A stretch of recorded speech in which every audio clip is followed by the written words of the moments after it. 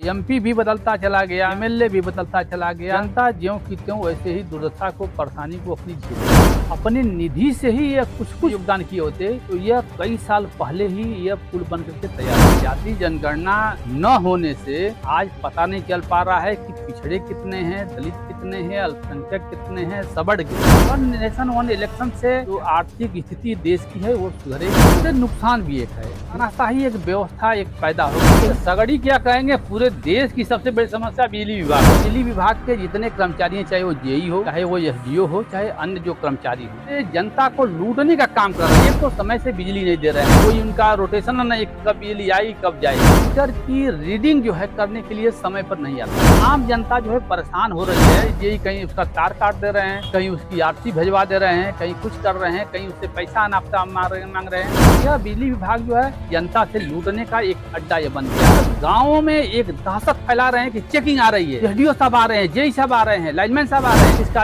अब चल रहा है, ये चल रहा है, वो चल रहा है, ये बाईपास किया, वो किया है, वीडियो बनाओ, इसका ये बनाओ, ये करके पूरा हड़कम मचाए और शाम को भेज दिए अपने शागिर्दों को, आकर के माल पानी के लिए व्यवस्था किया। दूसरे दिन से अपना चलाओ। पूरी जीएनपुर थाने पर जो है कि कई लाखों का बकाया होगा बिजली का भी। सगड़ी तहसील हमारी है, कई लाखों, 10 लाख 20 लाख का बकाया होगा। वही वहाँ पर जाकर के उसकी आरसी नहीं कटवा रहा है। गरीब आदमी जो है 50,000 रुपया उसका बिजली बकाया है, आरसी कट जा रही है। आरसी कट करके नोटिस आया, अमीन आकर के हड़का धड़का रहा है, बेचारा जो है दिमागी रूप से परेशान है, पागल होकर घूम रहा है।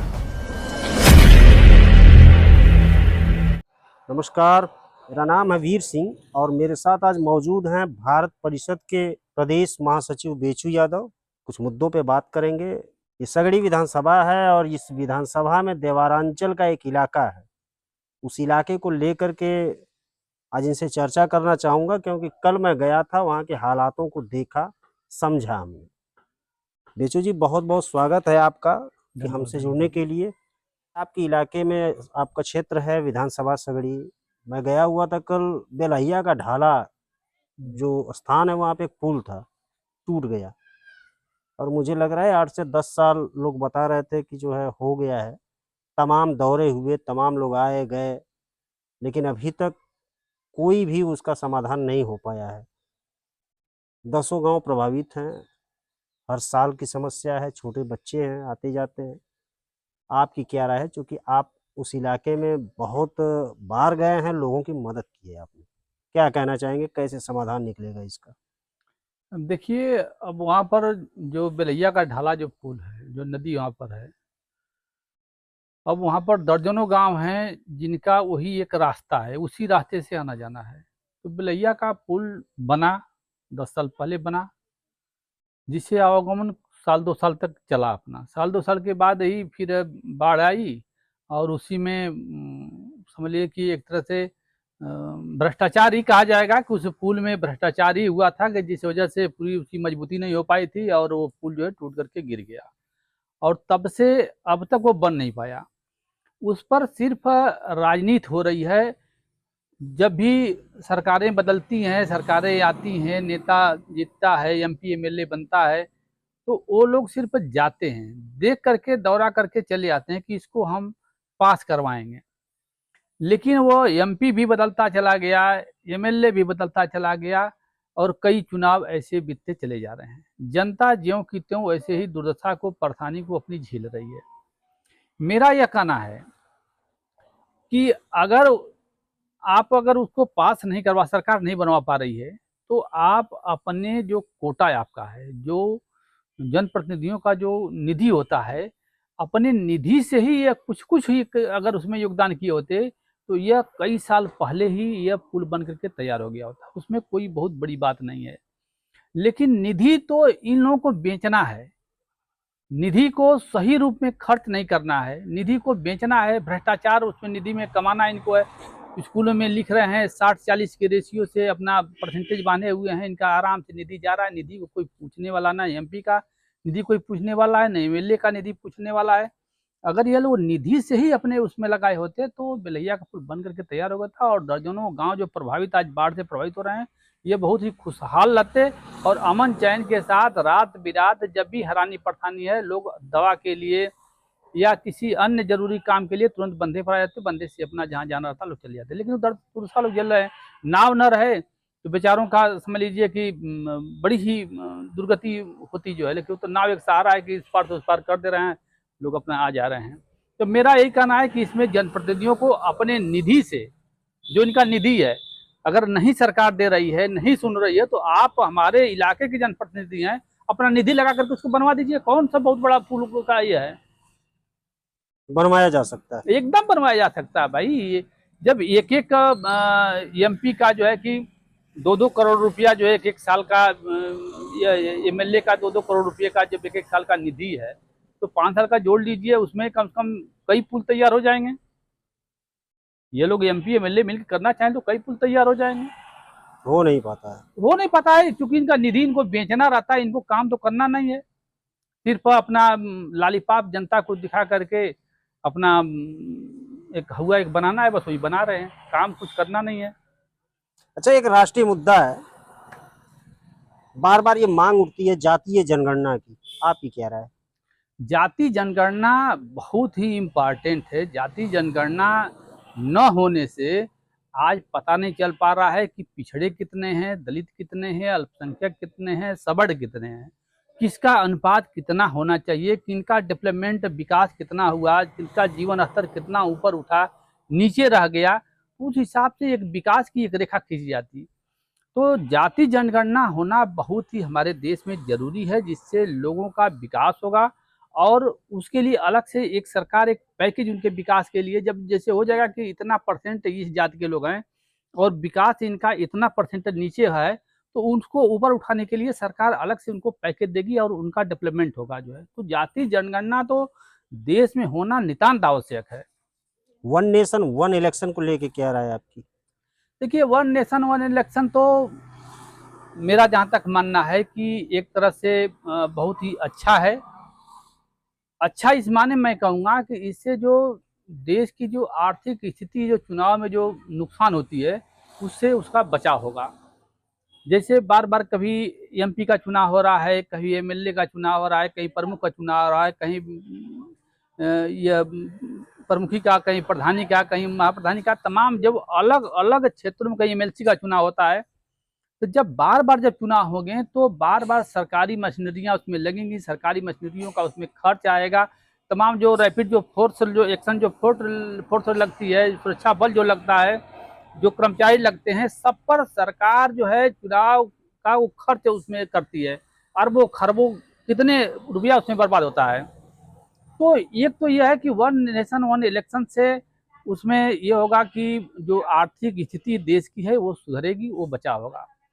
दूसरा उससे नुकसान भी एक है। नुकसान ये होगा कि जैसे तानाशाही एक व्यवस्था एक पैदा होगी, यही एक थोड़ा सा खतरा है। इस पर सरकार को इस पर जो है कि अपना यह व्याख्यान देना चाहिए कि वास्तविकता क्या है। जैसे मान लीजिए कि अगर एक ही बार अगर इलेक्शन हो जाता है और केंद्र की भी सरकार बन जाती है, राज्य की भी सरकार बन जाती है, तो उसमें होगा क्या कि केंद्र की सरकार अगर तानाशाही व्यवस्था करती है, प्रदेश की भी सरकार तानाशाही व्यवस्था करती है, तो जनता कुछ नहीं कर पाती है। जनता 5 साल तक मूकदर्शक बनी रहेगी, वो उसके पास कुछ नहीं आचार रहेगा। लेकिन अगर यह बार बार चुनाव होता है, जैसे 2 पार्टों में होता है, कभी केंद्र का हुआ, कभी प्रदेश का हुआ, केंद्र अगर अच्छा कार्य नहीं कर रही है तो प्रदेश की सरकारों को ये जनता उनको गिरा देती है, उनकी पार्टी की सरकार नहीं बनने देती है, जिससे केंद्र को एक झटका लगता है कि नहीं, हमने गलत काम किया है, इसलिए जनता मेरे खिलाफ हो रही है, तो उससे सुधरने का उसको एक मौका मिलता है। इसमें थोड़ा तानाशाही आएगी, लेकिन आर्थिक स्थिति से यह बहुत ही बेटर रहेगा। और बार बार चुनाव होने से जो यह आपका आचार संहिता लगता है, जैसे प्रधानी का आचार संहिता लग गया, कभी प्रमुखी में आचार संहिता लग गया, कहीं चेयरमैनी में आचार संहिता लग गया, कहीं एमएलसी के चुनाव में आचार संहिता लग गया, कहीं विधायकी और एमपी में लग गया, तो इससे बार बार आचार संहिता लगने से विकास अवरुद्ध होता है। आम आदमी का जनजीवन जो है कि इससे प्रभावित होता है, इससे हर तरीके से रुकावटें आती हैं, ये दिक्कतें होती हैं। तो यह चीज़ें तो इसमें ख़त्म हो जाएंगी कि वन नेशन वन इलेक्शन से यह चीज़ें ख़त्म हो जाएंगी। एक बार होने से आचार संहिता वाला सिस्टम ख़त्म हो जाएगा। सिर्फ एक चीज़ रहेगा, तानाशाही। तानाशाही को कैसे रोका जाएगा, इस पर सरकार को एक बार जनता के सामने अपने टीवी के माध्यम से, चाहे जिस भी तरीके से, तो अपने वक्तव्य को साफ करना चाहिए, मनसा को साफ करना चाहिए। अच्छा, एक बात बताइए, जो कि सगड़ी विधानसभा से जुड़े हुए हैं, आपको क्या लगता है, सब अगर देवारांचल की बाढ़ को छोड़ दिया जाए, ठीक है भाई, बाढ़ तो हर साल की वहाँ की समस्या है और ये सगड़ी की मुझे लगता है कि बड़ी समस्या है। अगर इसको छोड़ दिया जाए, उसके अलावा आपको सगड़ी की सबसे बड़ी समस्या क्या नजर आती है? अरे सगड़ी क्या कहेंगे, पूरे देश की सबसे बड़ी समस्या बिजली विभाग है। ये तो जान लीजिए कि आम जनता का एकदम जीना यह दुभर कर दिया ये विभाग।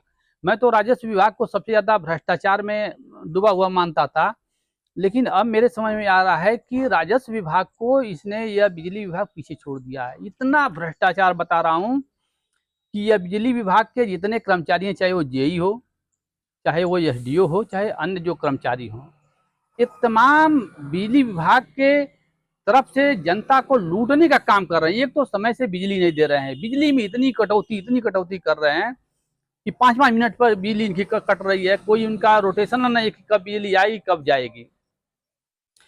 दूसरा यह है कि जैसे इनका जो मीटर लगा रहे हैं ग्रामीण क्षेत्र में चाहे शहरी क्षेत्र में, जहाँ भी मीटर, शहरी क्षेत्र में हो सकता है कि कुछ हो, लेकिन हम लोग गांव के रहने वाले हैं, इसलिए बता रहे हैं कि मीटर जब लगाते हैं सब, तो मीटर की रीडिंग जो है करने के लिए समय पर नहीं आता है। जैसे मान लीजिए हमने मीटर लगवाया और हमारा 500 रुपया हमारा बिजली का बिल आना है महीने का, और यह 10 महीने रीडिंग हमारा नहीं हुआ और 10 महीने के बाद जो है कि इकट्ठा 20,000 का बिल इन्होंने थोप दिया, तो हम कहाँ से जमा कर पाएंगे।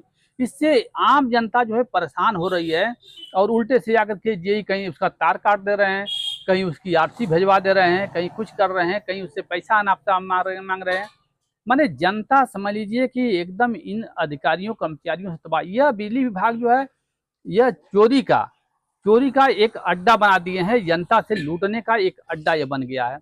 अभी मैं बता रहा हूँ कि अभी एक जगह चेकिंग चल रही थी, जो इसमें जेई भी हमारा जो है कि यह जीएनपुर विद्युत सब स्टेशन पड़ेगा, जीएनपुर हाईडील पड़ेगी। यहाँ का जो एसडीओ भी आया था और जेई भी आया था, और ये सब जो है कि लाइन कम से कम दर्जनों लोगों की लाइनों को काटे। लाइन काटने के बाद शाम को संविदा का जो कर्मचारी उसको भेजे डीलिंग के लिए, वो आया डीलिंग किया तो किसी से 5,000, किसी से 7,000, किसी से 12,000, किसी से 20,000 लेकर के आज सबकी लाइनें सब चल रही हैं। मेरा कहने का मतलब है कि अगर वो गलत थे तो उनके ऊपर आपने कानूनी कार्रवाई क्या किया, और अगर वो बिजली काट दिए और फिर बिजली उनकी चल रही है तो इसका मतलब वो आदमी सही था। तो उसका अगर आदमी वो सही था तो आपने बिजली क्यों काटा उसका, फिर पैसा क्यों वसूला उससे। यानी यह गांव में जाकर के अरे बिजली की बिल बाकी रही होगी, जमा कर दिया होगा, जुड़ गया होगा। कहीं कुछ नहीं जुड़ा, तो बिजली का बिल जमा होगा तो रसीद उसको मिलेगी ना। ये तो घर घर आकर के वसूली की है सबकी, 5,000, 10,000, 20,000 दो और तुम्हारा जाकर के फिर अपना चलाओ, फिर चल रहा है, सबका चल रहा है, कोई दिक्कत नहीं उसमें। बिजली का बिल तो जमा करने की बात रहती, बगैर रसीद उसकी मिलती, कहीं कुछ नहीं। यह सिर्फ गांवों में एक दहशत फैला रहे हैं कि चेकिंग आ रही है, एसडीओ साहब आ रहे हैं, जेई साहब आ रहे हैं, लाइनमैन साहब आ रहे हैं, और ये आकर के तमाम तार के काट काट कर करके यहाँ किसका अब चल रहा है, ये चल रहा है, वो चल रहा है, ये बाईपास किया, वो किया है, वीडियो बनाओ इसका, ये बनाओ, ये करके पूरा हड़कम मचाए और शाम को भेज दिए अपने शागिर्दों को, आकर के वो माल पानी के लिए व्यवस्था किया, दूसरे दिन से अपना लेके अपना चलाओ। ये भ्रष्टाचार एकदम समझिए चरम सीमा पर है। आप बिजली विभाग को लेके इतना ज्यादा नाराज क्यों हैं? नाराज ये कि ये देखिए, अभी सूखा हम लोग का पड़ा था जो है, अभी बारिश नहीं हुई थी, जनता इतनी परेशान थी उस समय। ये सब बिजली जान लीजिए कुछ दे ही नहीं रहते थे, बिजली इतनी काट दिए थे, इतनी बिजली काट रहे थे कि जनता, हम लोग का धान सूख रहा था। और ये सब जो है कि वसूली के नाम पर जो है आकर के जिसका केबल काटना, किसी से जो है कि अवैध वसूली करना, पैसा लेना, उसमें ये अपना चल रहा है। बिजली भी नहीं मिली थी, ऊपर से वसूली चल रही थी, और जिसका बिल बकाया थोड़ा बहुत है उसका तहसील से उसकी आरसी आ जा रही थी। मैं कह रहा हूँ कि जीएनपुर थाने पर जो है कि कई लाखों का बकाया होगा बिजली का बिल। सगड़ी तहसील हमारी है, कई लाखों, 10 लाख 20 लाख का बकाया होगा, वही वहां पर जाकर के उसकी आरसी नहीं कटवा रहा है। और एक गरीब आदमी जो है 50,000 रुपया उसका बिजली बकाया है, उसकी आरसी कट जा रही है। आरसी कट करके नोटिस आया, अमीन आकर के हड़का लड़का रहा है, बेचारा जो है दिमागी रूप से परेशान है, पागल होकर के घूम रहा है, खेत बनना रख करके उसको बिजली भर रहा है। कमी तो बिजली विभाग की यह हुई कि आप अगर हर महीने मीटर की रीडिंग अगर आप कर दिए होते, 500 रुपया उसकी बिल निकाल कर दे दिए होते, 500 रुपया हर आदमी खुशी से अपना बिल उसको भर देता। आप 10 महीने नहीं आए, 10 महीने में उसका, अच्छा सबसे बड़ी बात है कि उसका चक्रवृद्धि ब्याज लगता है। जैसे हम समय से 1 महीने नहीं भर पाए तो ब्याज का चक्रवृद्धि ब्याज बिजली विभाग वसूलता है। इकट्ठा 20,000 के दे दिया तो 20,000 रुपया एक आम आदमी कहाँ से भरेगा। तो ये जान लीजिए कि बिजली विभाग सबसे ज्वलंत, हमको तो ये लग रहा है कि अगर बाढ़ के बाद देखा जाए तो सबसे ये परेशानी जो है कि आम जनता को बिजली विभाग से है। कोई इनका अच्छा चले जाए हाइडिल पर तो जैसे ये लगता है कि ये हमारे नौकर हैं, ये पब्लिक सर्वेंट है, चाहे एसडीओ हो, चाहे जेई हो, चाहे जो भी हो, हमारे नौकर हैं। लेकिन हम ही को परेशान के लिए आम जनता को वहां जाओ, जेई कह रहा है कि एसडीओ साहब के यहाँ जाओ, एसडीओ साहब कर रहे हैं कि वहाँ लाइनमैन के यहाँ जाओ, बाबू के यहाँ जाओ। पागल होकर के आदमी, उसे चलिए हाइडिल में मैं दिखाता हूँ, पागल होकर के आदमी घूम रहा है कि हमारा 2-2 कनेक्शन है। अब बताइए कि मेरे गाँव बता रहा हूँ, मैं दूसरी जगह की बात ना, मैं अपने गाँव खुद बता रहा हूँ कि मेरे गाँव में एक आदमी के नाम से 2 कनेक्शन हो गया है। मात्र उसका 2 रूम है, 2 रूम में, पूरा नहीं भी घर उसका नहीं है, 2 रूम में चलाता है और उसका 2 कनेक्शन हुआ, दोनों कनेक्शन पर उसकी बिल आ रही है। एक आदमी है कि वो हमारे राजभर बस्ती के हैं, उनके वो ग्रामीण इलाके के रहने वाले हैं, ग्रामीण उनका मीटर लगना चाहिए, शहरी मीटर उनका लग गया, बिल आ गई दूना। और ये 2 साल से बेचारा जूझ रहा है, 2 साल से परेशानी को झेल रहा है, लेकिन न एसडीओ की बात को सुन रहा है, न जेई सुन रहा है, न लाइनमैन सुन रहा है, न बाबू सुन रहा है। बेचारा पागलों जैसा जाके समाधान दिवस पर कभी देता दरखा, कभी मुख्यमंत्री पोर्टल पर दे रहा है, तो कभी जो है जाके विभाग को दे रहा है, लेकिन सुनवाई कहीं से नहीं हो पा रही है। तो आपको लगता है कि सगड़ी की नहीं बल्कि पूरे प्रदेश की सबसे बड़ी समस्या बिजली की है? जी बिल्कुल है। चलिए, बहुत बहुत धन्यवाद हमसे जुड़ने के लिए। ये थे बेचू यादव। चलिए कहीं और चलते हैं, कुछ लोगों से बातचीत करेंगे। दीजिए मुझे इजाज़त। मैं हूँ वीर सिंह, देखते रहिए समाचार इंडिया लाइव।